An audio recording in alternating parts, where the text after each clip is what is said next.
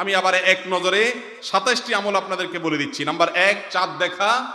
number 2 রোজা রাখা, number 3 তারাবির নামাজ আদায় করা, নাম্বার 4 সাহরি খাওয়া, 5 নম্বর আমল হলো শেষ সময় সাহরি খাওয়া, 6 নম্বর আমল হলো ইফতার করা, 7 নম্বর আমল হলো তাড়াতাড়ি ইফতার করা,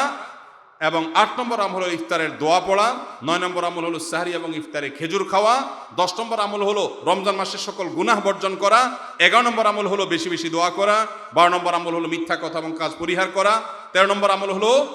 অশ্লীলতা এবং ঝগড়া বিবাদ রমজানে রোজা রেখে না করা, 14 নম্বর আমল হলো ভালো কাজের পরিমাণ এই মাসে বাড়ায় দেওয়া, 15 নম্বর আমল হলো বেশি বেশি আল্লাহর কাছে ক্ষমা চাওয়া, কারণ এই মাসে আল্লাহ বেশি ক্ষমা করেন মানুষকে, 16 নম্বর আমল হলো অন্য রোজাদারকে ইফতার করানো, তাদের বাসায় ইফতার পাঠানো, আর 17 নম্বর আমল হলো বেশি বেশি কোরআন তেলাওয়াত করা, 18 নম্বর আমল হলো কোরআন নিজে পড়ে আরেকজনকে শোনানো, আবার তার তেলাওয়াত নিজে বসে শোনাশুনি করা, 19 নম্বর আমল হলো দান সাদেকা করা, 20 নম্বর আমল হলো তাহাজ্জুদ এবং বিশেষ করে ভোর রাতে সারি খেতে উঠে দোয়া করা, আর 21 নম্বর আমল হলো উমরা করার সামর্থ্য থাকলে, 22 নম্বর আমল হলো ইতিকাফ করা শেষ দশকে, 23 নম্বর আমল হলো শেষ দশকের বেজর রাতে